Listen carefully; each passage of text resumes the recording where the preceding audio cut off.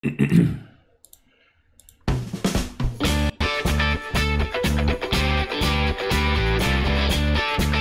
back to Northwest Digital News. I'm Kevin Hunter with Chris Bornstead and Kyle Torgeson in studio today, overlooking the city of Longview and the Columbia River, as you can see behind us.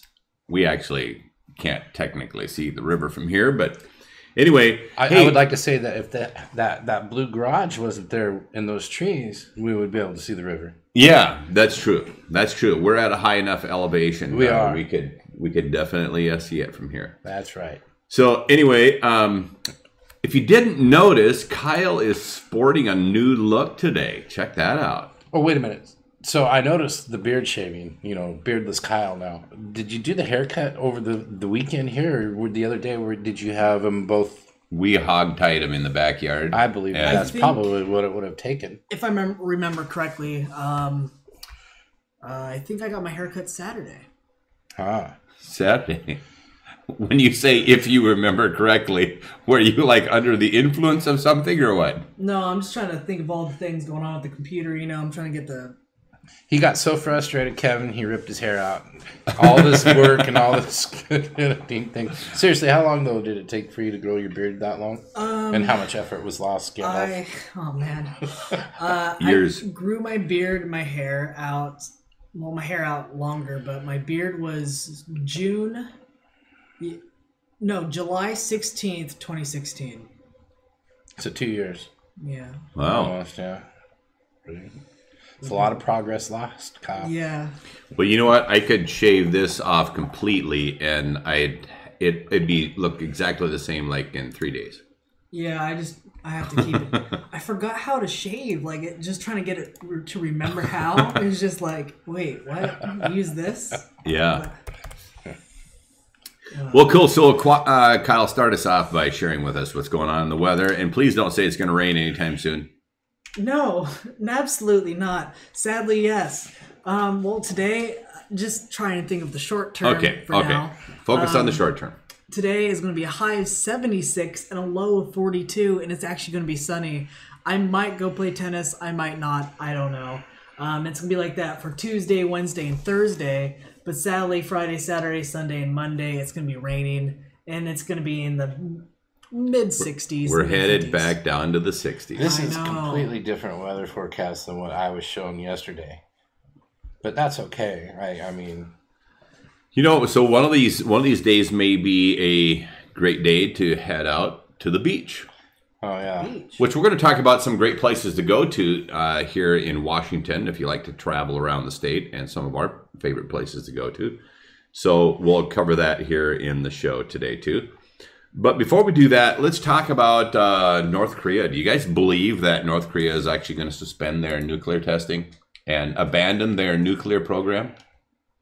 After all this bullying talk and bad posturing and everything else they've been doing, you think they're going to actually drop it? I just don't know. I guess, this is one of those times where I don't want to make a prediction because I want to say, yes, that Donald Trump was able to bring everybody to the table to get all of this done. Mm-hmm. But we are dealing with North Korea here. Mm-hmm. So, I mean... They have a long track record of saying one thing and doing another. It's kind of like Saddam Hussein saying, I'll be good. Are you sure that the word good can even come out of his mouth? I don't think it could come out of his mouth in any kind of a fashion associated with good. No, I don't know. I have hope that it will, because I want to be able to say good for Donald Trump for getting something done that so many people couldn't. But we'll see. Well, let's roll some video footage. It was covered on the nightly news. Let's hear what they have to say. Leaving Palm Beach this afternoon, President Trump posed with officers from the Sheriff's Department, and over the din of Air Force One's engines, responded to shouted questions about North Korea. This week, North Korea's Kim Jong-un and President Moon Jae-in of South Korea are scheduled to meet after Kim, seen here inside his private train, announced Friday the North's nuclear program is complete and therefore would stop its missile testing. a move seen with both caution and optimism for potential negotiation. There's every reason to think that he will not agree to give up all of his nuclear weapons. So the question for the United States becomes, are we willing to live with some kind of compromise solution? Today, President Trump oversold on Twitter, declaring inaccurately they have agreed to denuclearization. But North Korea has What happened there? has not gone that far. Today, Senator Bob Corker said for Kim, the arsenal secures his grip on power. He views having deliverable nuclear weapons as his ticket to dying as an old man in his bed. Later, the president dialed back expectations. We are a long way from conclusion on North Korea. Maybe things will work out, and maybe they won't. Pause it there. While the White House repeated its goal. Kyle, I think that you should this week try to get a hold of Kim Jong-un and invite him to remotely come on the show to directly talk to the citizens of Cowles County. Yeah, I think it'd be great. And share with people if this thing between the U.S. and North Korea, if it's going to get actually resolved, and if they're going to stop the nuclear testing. So could you get a hold of him? Maybe you know his sister better, because of the Olympics thing and everything else. No, I think that Kim Jong-un, he's young enough to where he may have a slightly different vision of the future for North Korea than, say, his predecessors. We just don't know. I mean, he was intrigued by, during our last presidency, we sent over Dennis Rodman to hang out with Kim Jong, and it went well. So I think that he's attracted to some of the things that we have in our country and some of the things that we have. I believe that he probably wants some for himself, maybe not so much his people, but we'll see. I hope that he can make that change. It would be really something because, I have members in my family that are from North Korea, and they would love to see the changes there. I know that they would like to see that change. They'd like to go home and visit sometime without being worried about having to be forced to stay there. So, and for people that are unfamiliar with that situation, that is actually a very valid concern, because literally hundreds of thousands of people have gone in North Korea and disappeared permanently. Yeah. So yeah, I'm just amazed at how spoiled Americans are compared to other places in the world. And I listen to some of the complaints that people make, and I'm just going, you wouldn't last 5 minutes in one of these other nations where it's just, we do have it really good here. And I think we've come to a position where we over complain about things now. And it's really starting to just really discourage some people from being involved. When you talk about the difference in government, and interestingly enough, you talk about some of the things that are going on in the news today, and all these people that are out there rioting, marching, whatever you want to call it, but they're all asking for a reduction of their rights, asking to give their rights away. They are, and they're pleading for their rights to be given away, and this is really. If you remember President Reagan, he used to tell a lot of jokes, and one of the funny jokes that he shared at a press conference, he said that an American and Russian were having conversation, and the American was sharing how much more freedom he has here in the U.S. than a citizen did in Russia, and the American tells him, I can go to the White House and pound my fist on President Reagan's desk and say, President Reagan, I don't like the way you're running this country. And the Russian said, well, I can do that too. And he goes, you can? He goes, yeah, I can go right into the Russian Kremlin, go to the, in that case, it was it Brezhnev or? I don't remember. Yeah, it was before Putin, obviously. And anyhow, he said, I could go into his office, pound my fist on his desk and say, I do not like how President Reagan is running his country. Yeah, and that's exactly it. You can't say anything against your own government in those countries. You can say all you want about anybody else's government. and that was Reagan's joke is that, and you're just talking about freedom around the world and the freedom that we have here in this country, and people just take it for granted all the time. And then you hear these young kids out there going, please take our rights away. Yeah, they just like, do you know what you're asking for? Obviously not.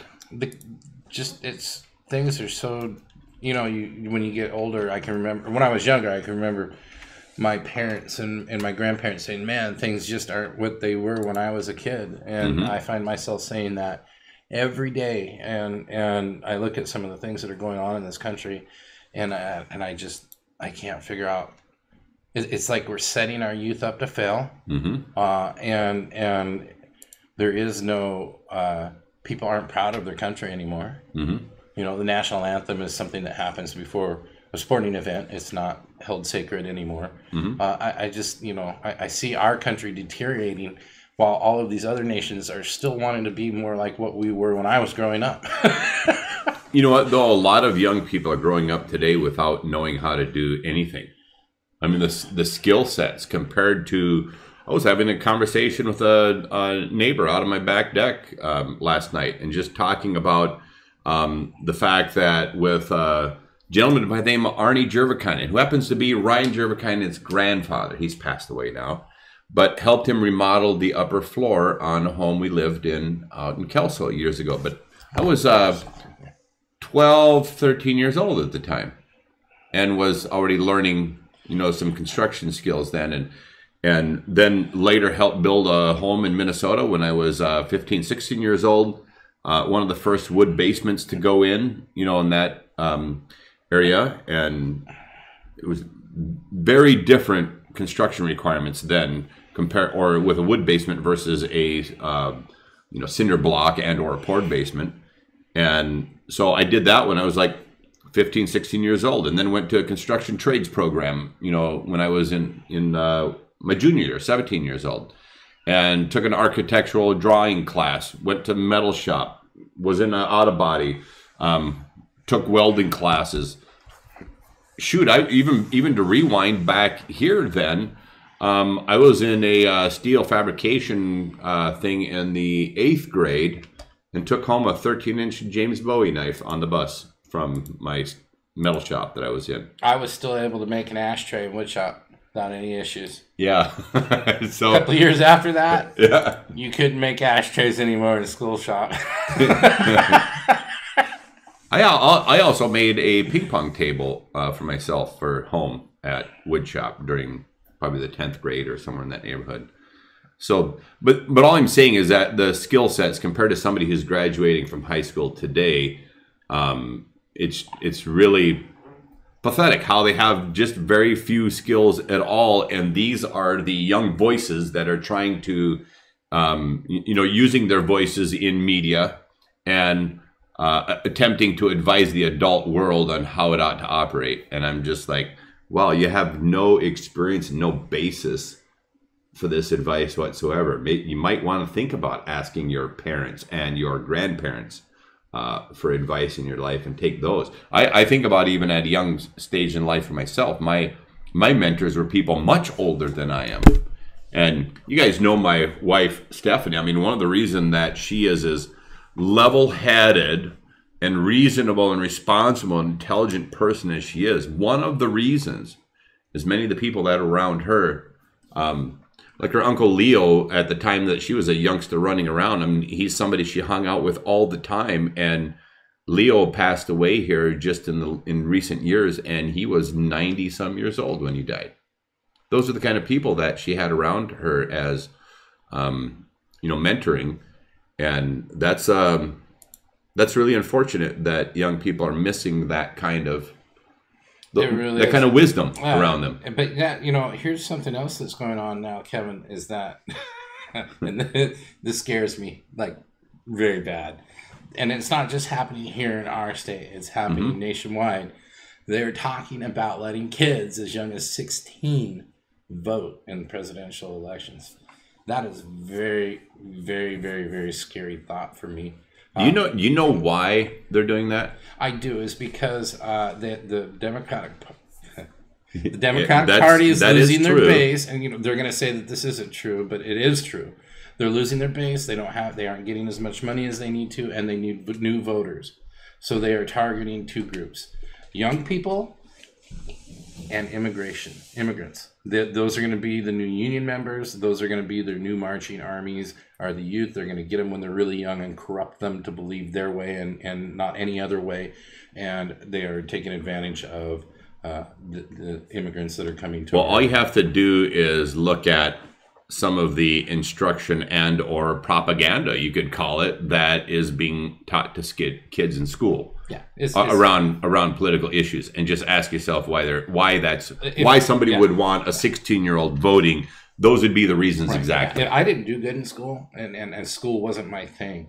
My kids, I really can't help them with their schooling because I didn't do good in school and I'm not a teacher. But if I could pull my kids out of public schools right now, I would do that in a heartbeat and put them into homeschooling with somebody because of the things that I do see going on at schools. I just some of the things that I've read in our local newspaper just are amazing to me. And I'll keep those things to myself because if I even talk about them with you guys, somebody out there will call me a racist or a hater. I can't even talk about my personal feelings anymore without being called a bully or being attacked because of my personal belief system, my religious belief system. I can't do those things anymore. I can't talk about them. Well, there's this word called tolerance, but it is a one-way word for the people that use it. And look, you're right in the camera. Those of you that use that word all the time and you say, we need greater tolerance, we need greater acceptance. You're talking about people who think like you, act like you, talk like you. That's what you're asking for. You're not asking for tolerance and acceptance from your viewpoints to other people. You are looking for people to think, act, and talk just like you. And that's what you're looking for. That's what that word means. They've completely lost it altogether. You cannot sit around the table with people like that and have reasonable and respectful conversation anymore because they have no clue what that means whatsoever. We had Joel McIntyre here on Friday in the evening, and he was talking about he's teaching a class in school called logic. I was like, wow, you're teaching logic in school? Like, are there any students in the class? I mean, but yeah, it was really interesting having that conversation. Go ahead, Kyle. See, the class, he described it as they're lucky to have an elective and the teachers are actually able to choose the electives, and if people want to take it, they can take it. Well, he wants to do a logic class and teach kids, how to do logical things and like how to be like, okay, this isn't the right way, this isn't the right way, but this is correct, okay, and they try and figure it out. And he teaches that, and that's actually really cool. And honestly, the way with us, on our show, we all have different views, and we all respect each other, and that's what makes Northwest Digital News great. We all have different viewpoints, we all can just discuss, and it's just open conversation. And of course, we have our viewers who can comment, and we can be like, oh yeah, we see it like this, but this is how others see it, and blah blah blah, and this is the facts, and blah blah blah. That's what makes this show pretty great. It's because we're tolerant. And you guys, when we're featuring subjects here on the show, every one of us are doing research from different angles, like all the time. I mean, even the sources and the links and stuff like that we're looking up. Occasionally what we'll do is like if I see like something coming up, in coming days or something like that, I'll send links off, to you guys and say, hey, check this out and see what you think. But a lot of that work is actually done independently by all three of us. And then we kind of collaborate here before the show comes together and visit about, hey, let's put this in the show today and that in the show today. And if we have a subject, that comes up or something that's even breaking in today's news, a van hit 10 people in Toronto, Canada. Yeah. And that's all they're talking about this morning. Yes. So we're going to have to ban vans. Yes. We're going to have to ban vans. Anyway, so what we have a lot of conversation around the various subjects. And if something is breaking that we don't have enough information to have good conversation around, we'll delay it for an upcoming broadcast so that we can do some due diligence to them. So another thing on the news, Princess Kate just had her baby. Yes, that was when I was going through like breaking news stories today. I was seeing all this stuff on Kate's baby, and I was like, "Wow, I'm not that." Just like the colonists were not that interested in King George, I'm not all that interested in. Great, Kate had a baby. That's awesome. All right, next. Let's talk about Washington and places you guys like to go around here.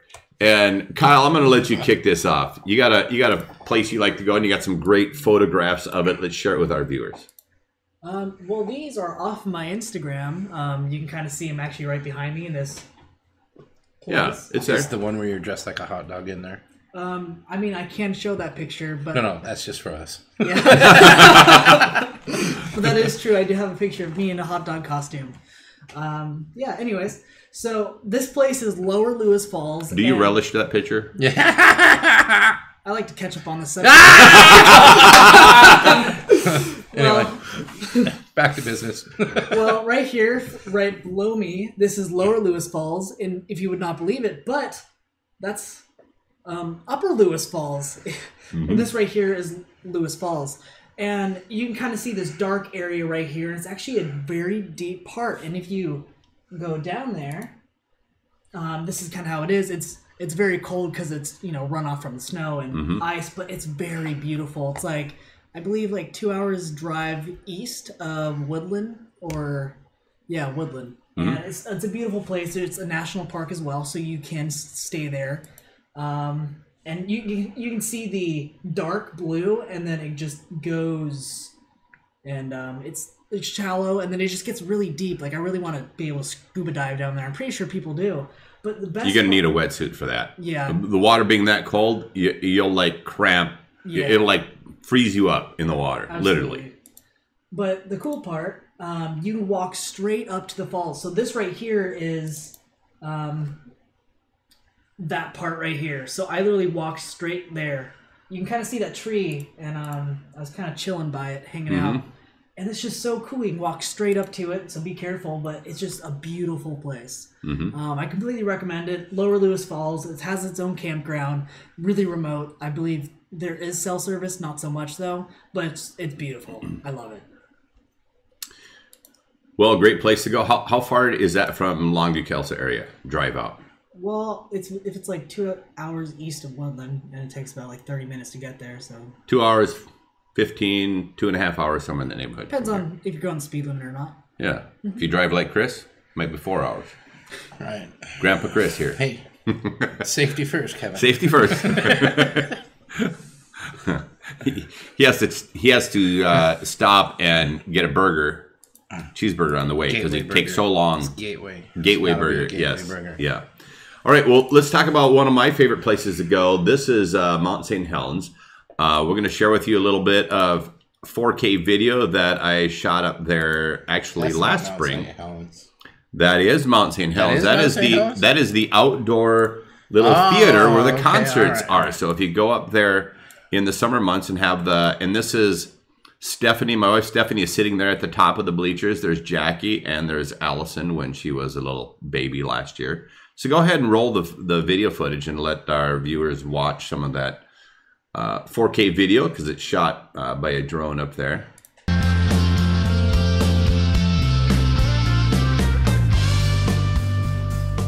Look at the upload date. That is May 25th. Yeah, so it was shot maybe a week or so prior to that.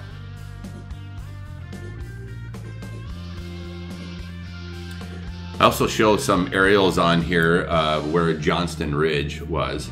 And by the way, I don't know if you were you here in 1980 when Mount St. Helens erupted? I was.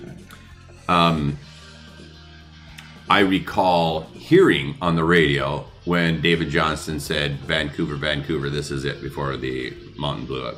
You remember hearing that on the radio? I did not. I remember hearing it afterwards. I remember, I think if I want to remember correctly, it was Sunday morning.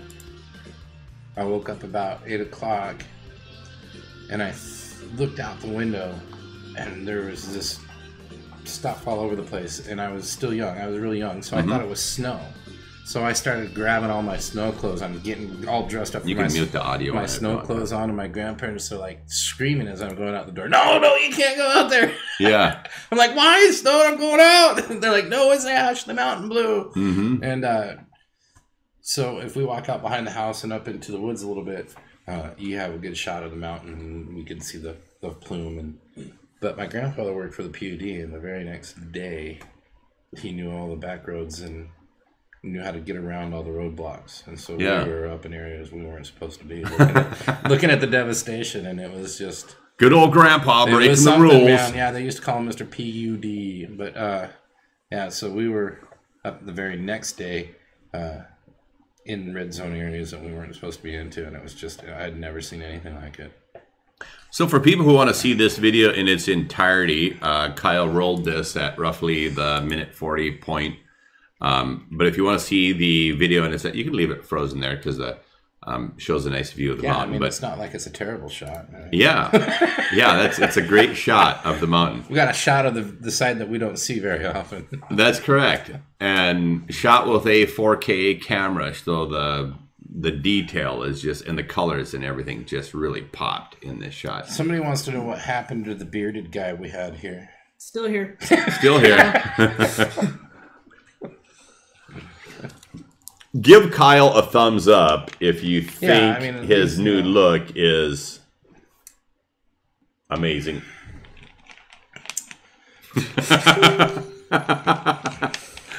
If you don't think it quite meets the threshold of amazing, just give him a ha ha. So anyway, all right, Chris. So this is Mount St. Helens, a favorite place that my family loves to go to. My little girls love to go up there this time of year as it's warming up, and go out and run out in the snow that you find along the route as you get to the higher elevations up there. And we were not disappointed on this particular trip last spring when we were up there, and there were piles of snow in the parking lot still, and very comfortable outside. Bob Chrisman just actually said, I had the same experience on May 18th, 1980. I had put on all my snow clothes and was headed out the door when my parents stopped me from heading out. I'm not the only one. That's so awesome. I'm serious, you guys. I was so excited. And I think that I actually heard the boom is what woke me up, but I didn't know what it was at that time. Mm-hmm. But I did. I looked out the window, and it was like about that much ash on the ground. And just I remembered that for months and months and months, we were cleaning up ash for months. Yeah. My grandpa had buckets of it, and just buckets of ash just sitting everywhere. But yeah, I mean, I remember it. If you have a favorite experience or memory of Mount St. Helens, feel free to comment. And if you have other locations like around our beautiful Pacific Northwest, even Oregon, Northern California, over Idaho, wherever. If you like any of these locations, or if you got great places that you recommend people go visit, feel free to comment. Even a little further out, this is a long drive, but if you notice, I have on the desk today my Deadwood, South Dakota Wild Bill Hickok cup. Is there coffee in that cup? No, there is apple cider vinegar and minerals in that cup. That's a good thing. I had some. Because I would have taken the coffee from you. Yeah, he drained it. We have coffee upstairs. You can on the upper balcony here above the overlook of the city. We have of our second studio. Yeah, of the second studio. There's a second floor studio. You will see us this summer when the weather is really beautiful. We are going to be on the upper floor on the deck overlooking the city. It's pretty beautiful. So anyway, let's talk about one of Chris's favorite places to go to, and that is the city of Spokane. The Inland Empire. Eastern Washington. Yeah. This is a place I've actually lived a couple of times. Just awesome. I used to live in that building right there, the towers. This one, here. this one right here, right tower, there, that one. Right he here. was right there. This tower, and it was, and his apartment was right here on this corner. Actually, it was on the corner. We're on the right corner, but anyway. So all kinds of things to do in Spokane. They have the Riverfront Park. They have falls. Just about anything that you want to do. It's a rather large city. Raise the video up a little bit, Kyle. I also lived on the hill up there behind the hospital there to the left as well. But that was in the past. But they have Dick's Burgers downtown. They have this another place called David's. What kind of burgers? Dick's Burgers. Oh, Dick's Burgers. God, yeah, they're good. They have one in Seattle and one, I think, opening up soon in Everett. But they're just, I mean, great food. Anything that you want to do over there, it's there. You have Coeur d'Alene, Idaho, about, I don't know, 25, 30 minutes away. You have the theme park, Silverwood, which is about 45 minutes away. But, I mean, you really don't even have to leave Spokane to find something to do. I mean, it's amazing. Pause this on the falls, because this is like one of the big features in that area. Yeah, when you go over during the summertime, that thing is like just really low. I mean, it's just like a little trickle. A little trickle. A little trickle. During the wintertime, though, boy, that thing gets going. Big time. Big time. The first weekend I was there, this view right here is probably taken from the towers that I lived in, because that bridge is right over here to the left. And then down below here, you see that building right there? That's the courthouse, that one with the big round columns on the top. That's where all their court stuff happens. And the first weekend I lived here... So if they don't like the person, they throw them off they just throw them off into the river. But no, the first weekend that I lived here, and I lived in this tower, they had an arson problem going on over there. And the person that was lighting the fires seemed to light them right around this area. He started with a warehouse that was across the river over there to the left, so I was able to actually film it and record it from the balcony of where I lived and watch that thing burn. Then, like a couple weeks later, it burned a building over off to the right, and then a building right below the apartment complex where I lived. I mean, the guy was just burning up everything, and that was kind of cool to watch. But I mean, it wasn't cool that they had an arsonist, but I mean, when something goes up like a warehouse or something like that, it's pretty impressive to watch. Impressive, but not good. Yeah. I've seen some pretty amazing fireballs in my time with buildings. In fact, one of them actually was on my own piece of property years ago. I bought a 40-acre piece that had a house that was essentially condemned, and they partially tore it down and then filled the rest of it up with, a few dead trees and whatever else to create a lot of kindling inside to burn it up, and put fuel around on the floors and the posts inside the house. I cut a few of the beams in the main portion of the home and then just lit it up. And those flames are like 40 feet in the air. Now, here's one of my most favorite things about Spokane, and this is because it might sound funny to you guys. It's just something that stands out in my mind for some reason. Brace yourself for a good joke, Carl. We're ready. Every night at a certain time, they turn off the stoplights and they go to flashing, and you're on your own.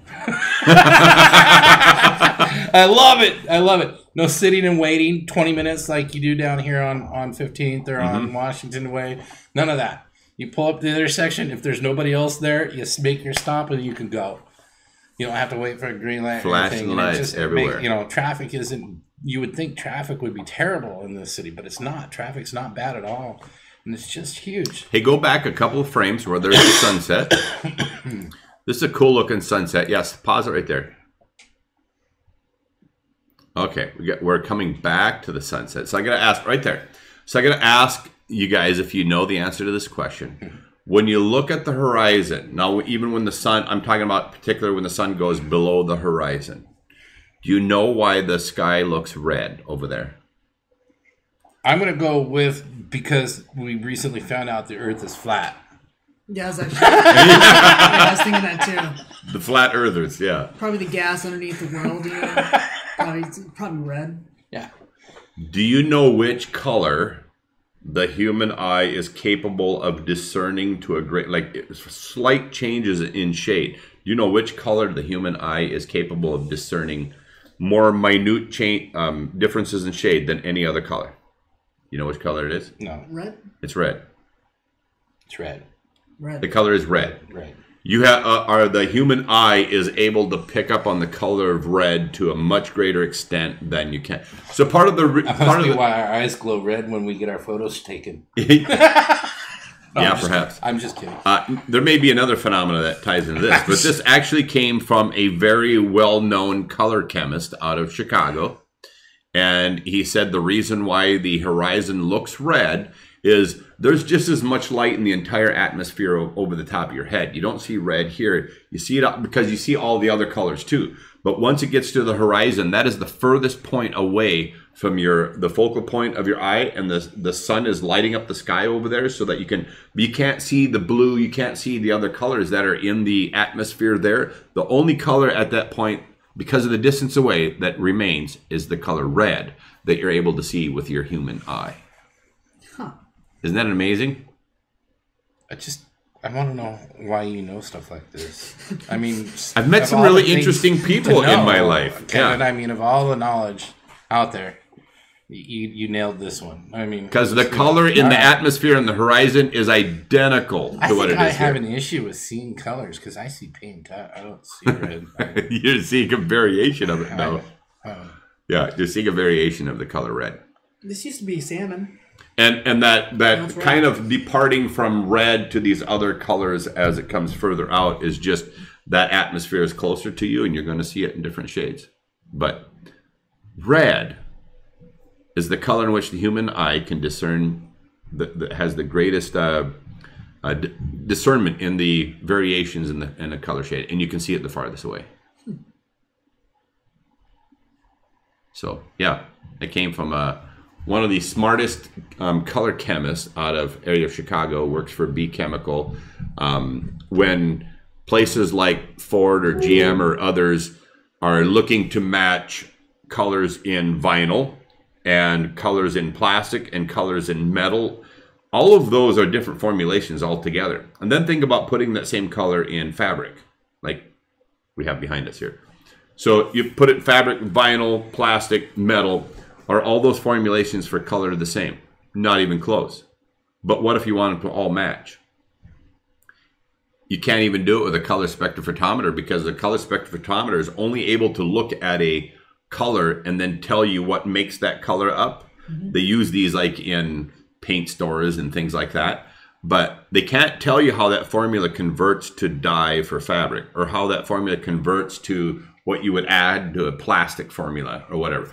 Well, there's actually only a few living human beings that are able to do that. And one of them is the gentleman that I'm talking about in Chicago. Like he looks at it, or does he do He can actually look at something and tell you it's got 11% brown, 14% red. You know what? He knows all the colors that are in it by looking at it. And nails it a high percentage of the time on the first guess. It's like perfect pitch for your ear, but instead it's... From my understanding, there's like 6 human beings in the U.S. It might be others outside, but at least in the United States, I'm only aware of like a handful of people that can actually do this. Huh. So we were chatting about color, and then the subject comes up about the horizon, and he says, "Do you know why you see red on the horizon?" He said, "It's the only color you can see at that distance." I was just like, wow, interesting. So you learn something about the horizon. And that's one of the reasons why when they say a really good day is on the horizon for tomorrow, because that is such a great distance away, if that's where the weather might be coming from. It's such a great distance away. The sky is clear so far away that the likelihood of having a clear sky over your head tomorrow is really, really high. Unless you live in Washington, which it's going to rain tomorrow. Anyway, no matter what the weatherman says. Not tomorrow. Well, hopefully not tomorrow. But I'm just saying, it certainly seems to be capable of it. I saw an 80-degree weather somewhere. I hope that's true. 81 on Tuesday, 82 on Wednesday, 83 on Thursday. Look how it's just sneaking up a little degree. Did the weatherman just kind of guess on that or what? Probably. Awesome. And then he gives us rain showers for the baseball games this weekend. I mean, way to go. He wasn't thinking. Kyle, you're going to have to put in an order for sun for Friday, Saturday, and Sunday. So, Kim Jong-un. Yeah. All right, guys, what's happening on the local calendar here today? Need to get a board stretcher. Need to get a board stretcher. Yes. And a couple of 5-gallon buckets for some paint over fluid spray. For your blinkers on your car. Paint over spray. You got to collect that all up. Yeah. Yep. So, local events, huh? Local events. What's going on in local events, Kyle? I know I sent you one this morning that psychs me every year. What is it? Well, he'll bring it up here in a minute. Shall bring it up. Okay, while you're talking This about tech that, I'm going to stuff bring takes up another time. one. On May 5th, if you want, which is a Saturday, Cinco de Mayo. if you want to go up on Wool Road here west of Longview, you can go to the Artisan Market, which is put on by the Lestadian Lutheran Church. They have a lot of great chefs, bakers, craft people. In this particular one, this is a spring one in which you'll find potted plants, flowers, all that kind of good stuff, and baked goods. So that is on May 5th. Saturday, runs from 9 a.m. to 1 p.m. up on Wool Road.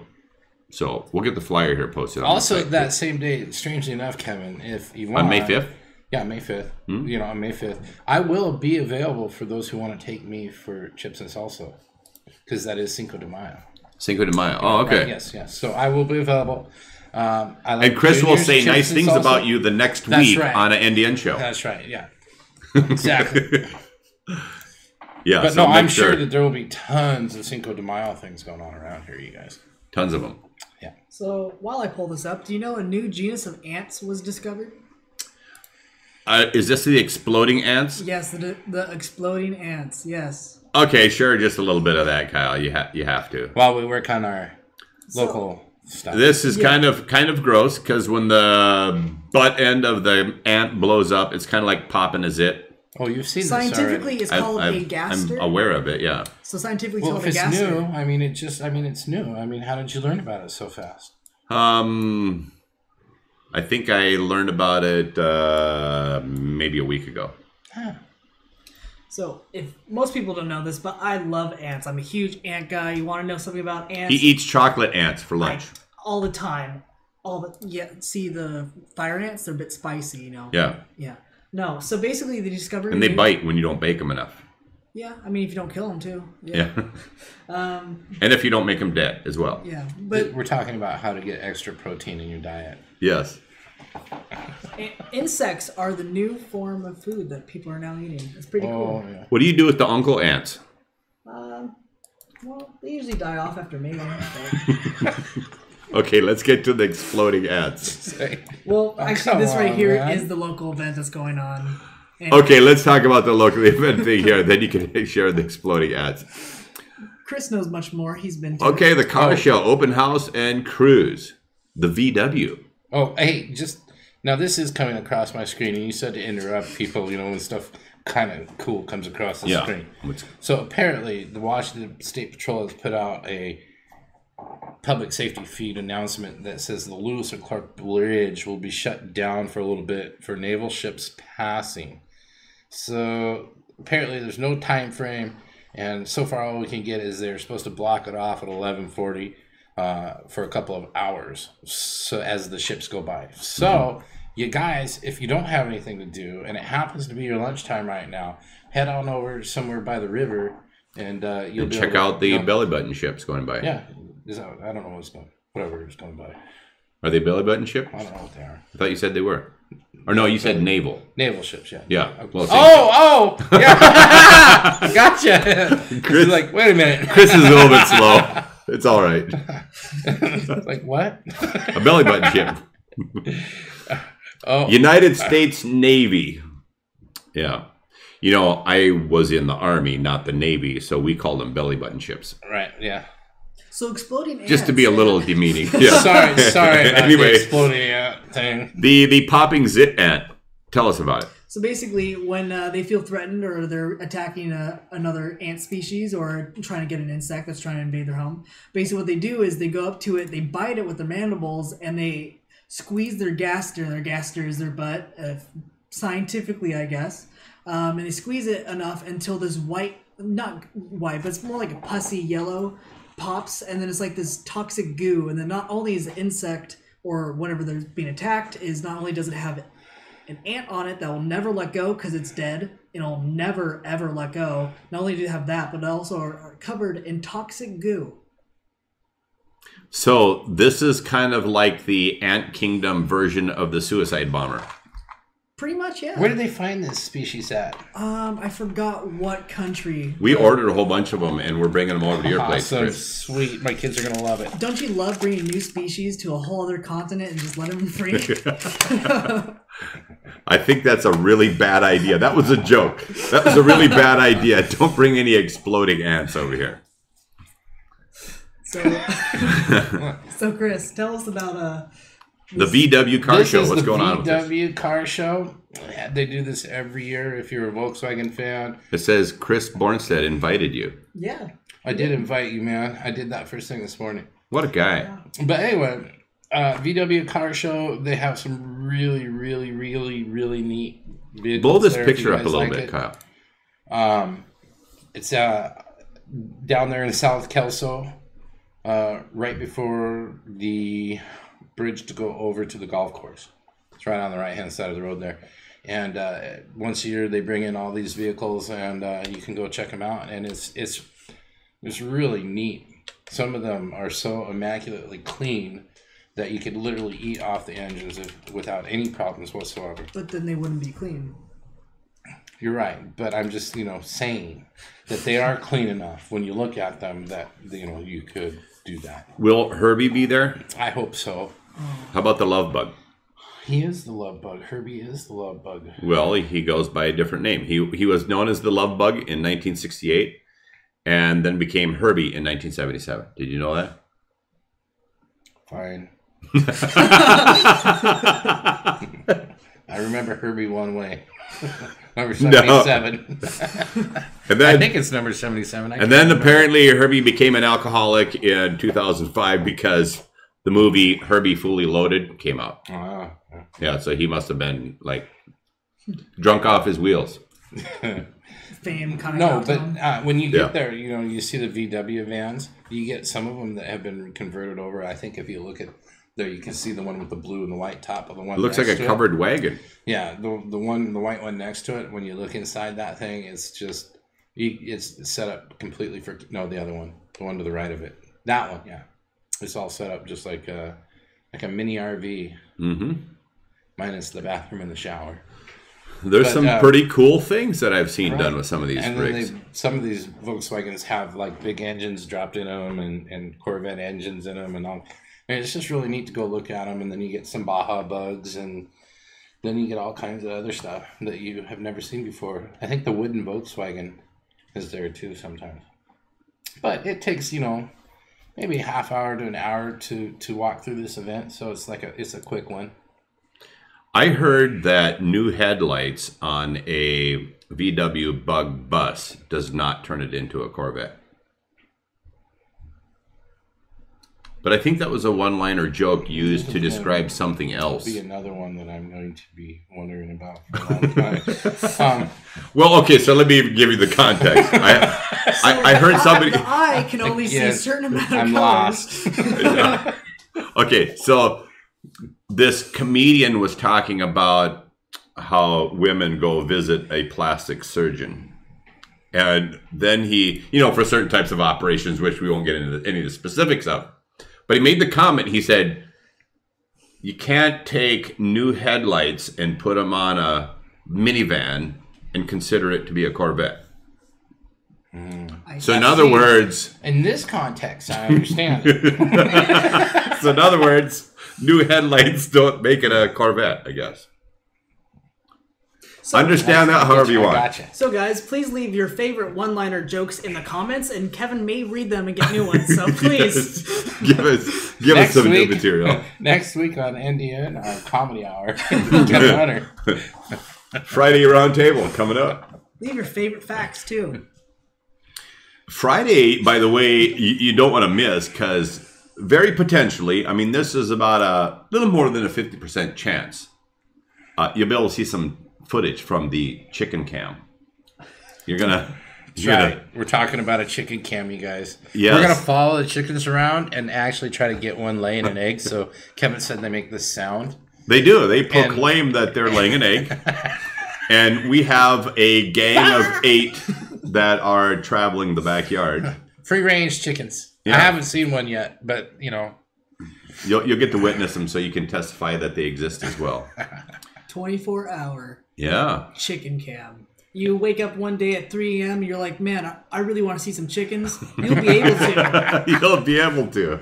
You will not be denied your chicken fix. Dude, we got to trank ourselves a squirrel in the circle and then rig up a little mini camera for his head and then set him loose again for the squirrel cam. Oh, that would be something else. Did you know that a squirrel moves it? Now, this is another trivia piece. Did you know that a squirrel mama with her little, whatever they call the little, they call them, never mind. You look it up and you tell us what they call the little squirrel babies. But anyway, do you know that they have multiple nests in the, within a, I did. and they move every like day or two because of vultures, learn this, birds. I learned this birds. this year at Squirrel Fest when you and I were having the argument on whether a squirrel would be a good pet to own or not. That's maybe where I learned it, yeah. That's where you learned it. Yeah, so see, I actually remember that kind of stuff. They're called kits or Kits. kittens. Yeah, I was going to say kits, and then I wasn't sure if that was the proper name. Kits or kittens? I got absolutely eviscerated on my argument that squirrels would be a good pet to have, too. That's right, they did. And I think it was had something to do with the 1,200 pounds of bite pressure they exert. It had to do with that. When they bite you. I think it was along those lines. Something about losing a finger. Yeah. All right, so kids, we're going to close with this. If you want a baby squirrel or any kind of a squirrel, ask your parents if you can have a kitten. And when they say yes, you go get yourself a baby squirrel. Because they're called kittens as well. There you go. Well, that's going to be a wrap here on Northwest Digital News with all our serious part of our broadcast here at the end of the show. That's what I like about our broadcast is that we are well-rounded in seriousness and silliness. Yes, you can't have one without the other. We got to have some fun. We are experts on both. So, and then maybe if we do this long enough, we can also be experts on senility. Yeah. We can be senile. Oh, I have moments. You have that going already? Already, yeah. I totally forgot what I was doing the other day. Walked into the room, was like, what am I coming here We for? don't need any old timers on this show when Chris brings his Alzheimer's. Right, and then I walked out of the room to try to recoup and remember what I went in there for, and then I remembered. And you forgot why you left the room? I went in and I forgot what I went in there for again after I remembered. So, I mean, yeah, we're there. Dust storm! Tornado!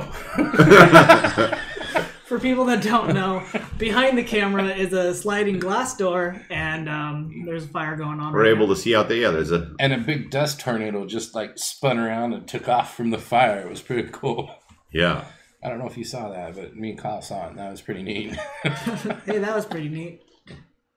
All right, well, that concludes our show here on Northwest Digital News. Squirrel! You can't wait till the next one comes up. I'm Kevin Hunter, Chris Bornstead, Kyle Torgerson. Till next time.